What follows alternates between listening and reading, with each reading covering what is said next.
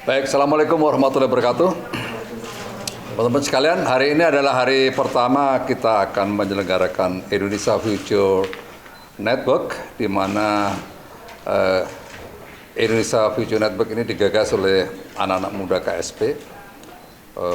Berikutnya kita support, dan ini kita berkolaborasi dengan berbagai Kementerian Olahraga, Pemuda dan Olahraga, Kementerian dari Bappenas, juga dari Kementerian Kesehatan, juga melibatkan dari berbagai kementerian yang lain. Apa sih yang dimaksud dengan Indonesia Future Network itu?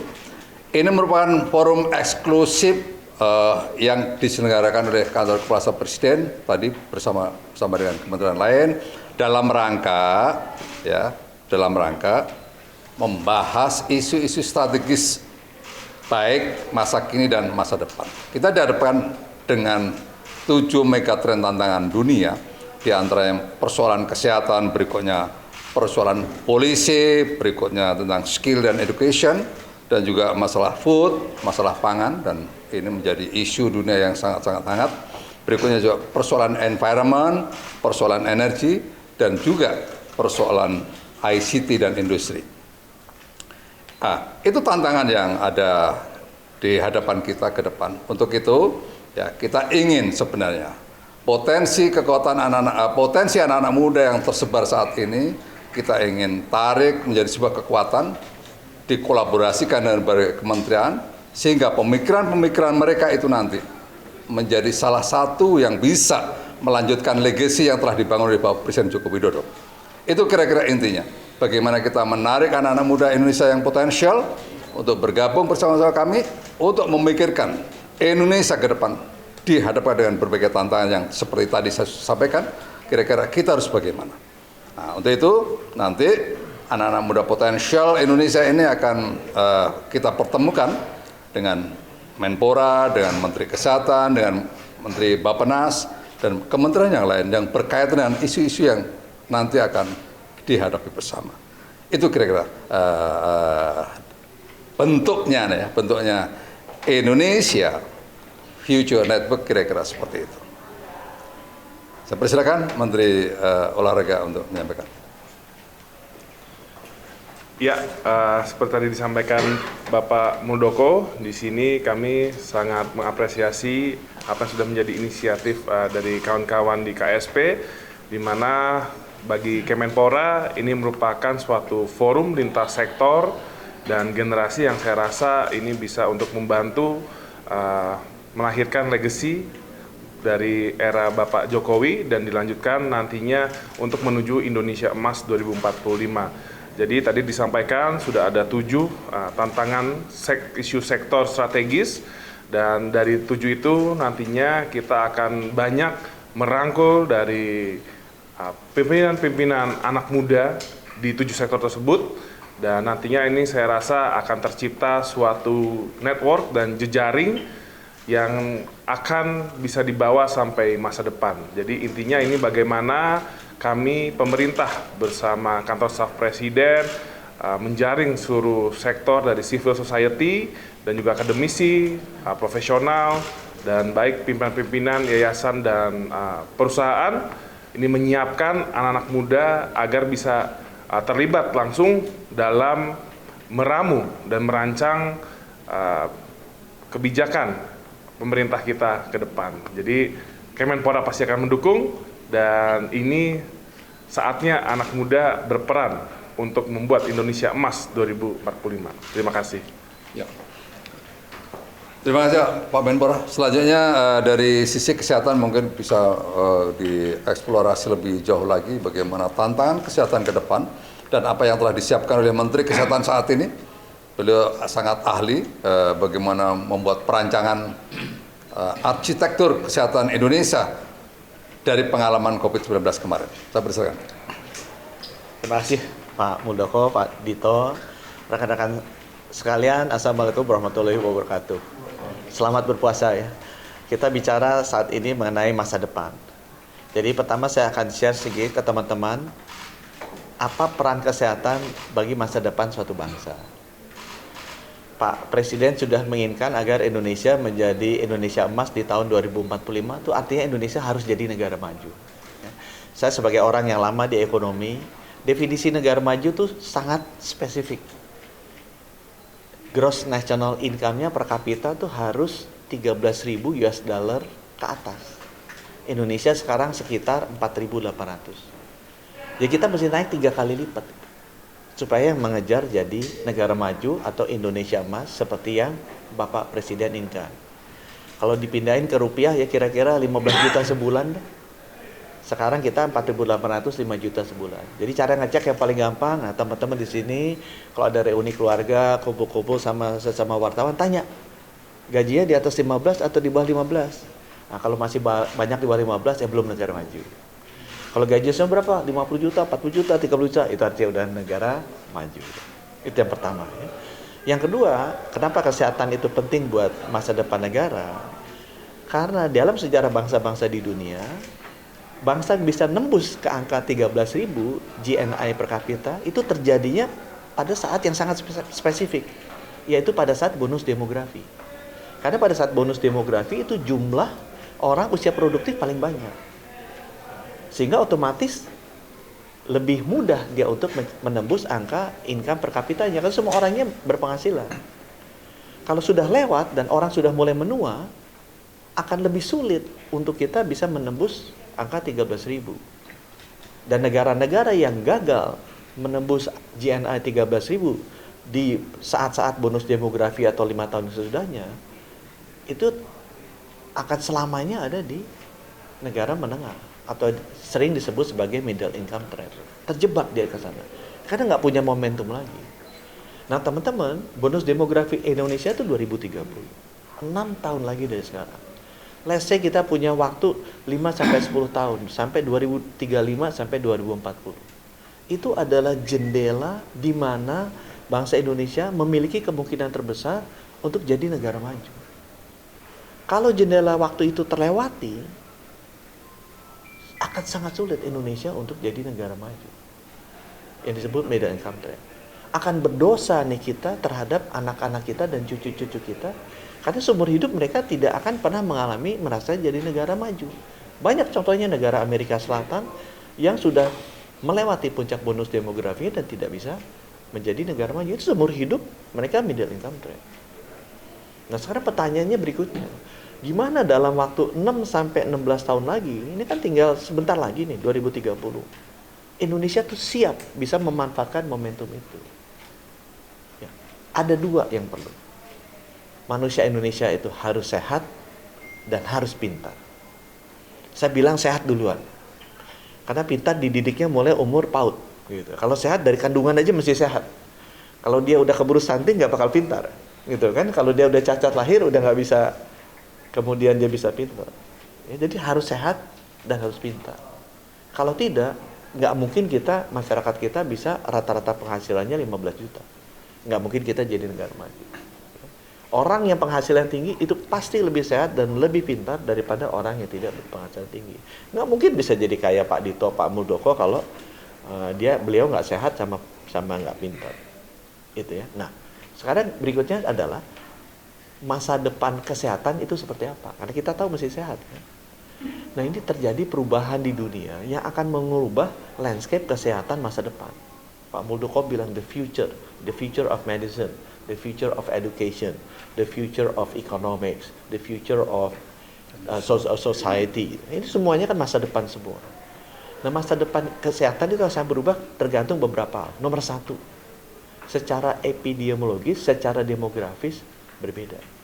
Tahun 70 teman-teman, zamannya Pak Harto, yang lansia di atas 60 kayak saya sama beliau, itu tuh cuma 5,3 juta. Bayi juga sekitar gitu 5,3. Jadi kalau kita lihat strategi kesehatan zaman Pak Harto, itu ibu lahir, stunting, KIA, kematian, begitu. Kenapa? Karena populasinya besar.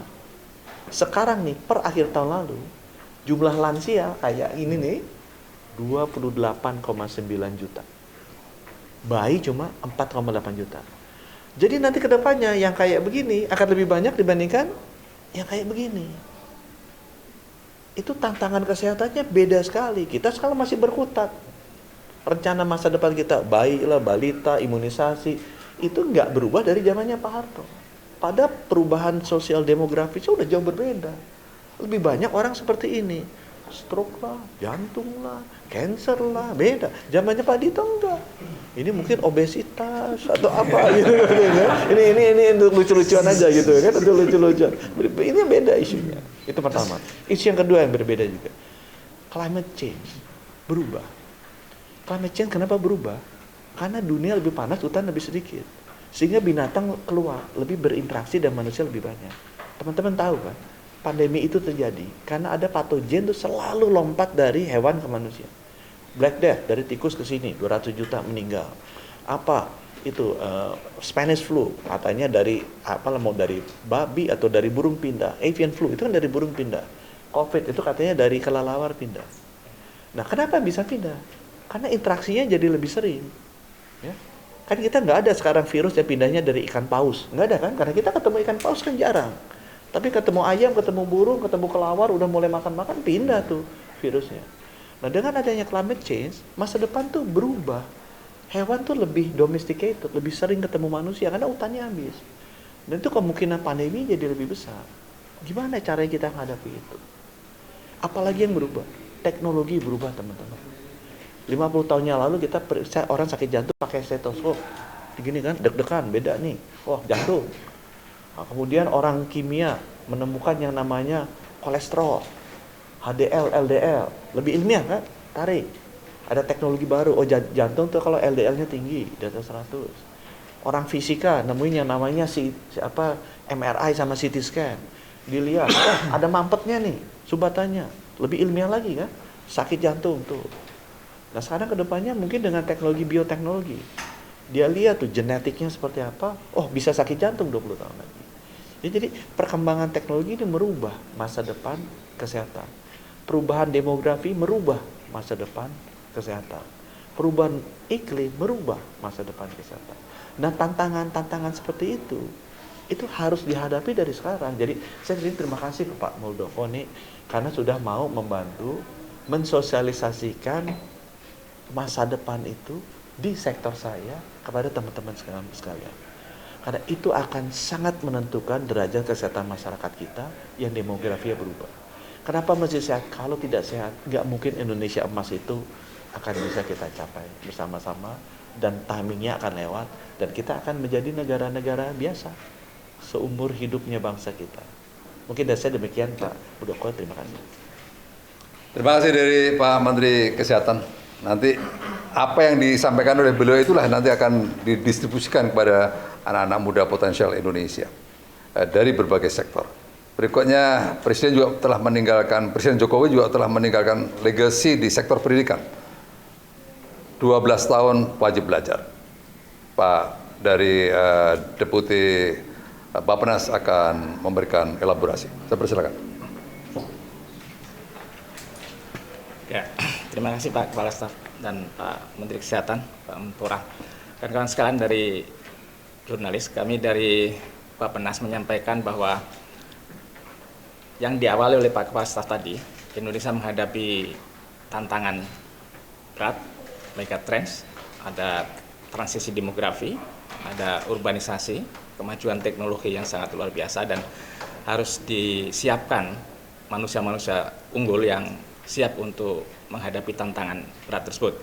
Dan karena itu dari sisi Bappenas kami menyusun dokumen yang disebut RPJP Nasional tahun 2025-2045 menyongsong 1 abad Indonesia Merdeka, dan itu yang kita sebut sebagai Indonesia Emas yang mencakup antara lain ada Indonesia Emas 1, kesehatan untuk semua, Indonesia Emas 2, pendidikan berkualitas yang merata, dan ada Indonesia Emas di antara yang lain mendukung kemajuan ekonomi adalah teknologi, inovasi, dan produktivitas ekonomi. Jadi kita tidak mungkin mencapai negara maju dengan keunggulan yang sangat tinggi di berbagai bidang kecuali kita memenuhi 2 syarat pokok, yaitu SDM unggul yang juga menguasai ilmu pengetahuan teknologi yang mendorong inovasi, dan saintek inovasi itu sebagai fondasi bagi percepatan pembangunan ekonomi, pertumbuhan ekonomi. Jadi pengalaman negara-negara OECD, negara-negara yang sudah lebih dulu maju, bahwa nilai tambah produktivitas ekonomi itu terletak pada apakah ada kandungan inovasi, apakah ada kandungan teknologi di dalam proses produktivitas ekonomi. Dan itu yang ingin digagas dalam dokumen RPJP Nasional 2025-2045. Sekaligus juga menyiapkan dasar-dasar yang pokok selain kesehatan yang tadi disampaikan oleh Pak Menkes adalah pendidikan. Dan di antara warisan penting yang ditinggalkan oleh Bapak Presiden Joko Widodo adalah beliau meletakkan dasar-dasar yang kokoh dari sisi pendidikan melalui kebijakan, keputusan politik yang sangat berani, yaitu memulai wajib belajar 12 tahun. Anak-anak usia 7 tahun sampai 18 tahun harus berada di sistem persekolahan. Jadi itu dimaksudkan untuk membentuk apa yang disebut sebagai critical mass. Jadi dasar-dasar pendidikan yang kokoh akan menyumbang pula pada pertumbuhan ekonomi. Dan selain itu adalah pendidikan vokasi. Jadi tantangan ke depan dengan landscape pasar kerja yang sudah berbeda, dengan transformasi ekonomi yang sudah sangat berbeda dari ekonomi berbasis agraris, ekonomi industri, ekonomi jasa, itu mensyaratkan dua keterampilan esensial. Yang pertama adalah, ini dalam bahasa teknisnya disebut transformative competencies, dan yang kedua adalah transferable skills.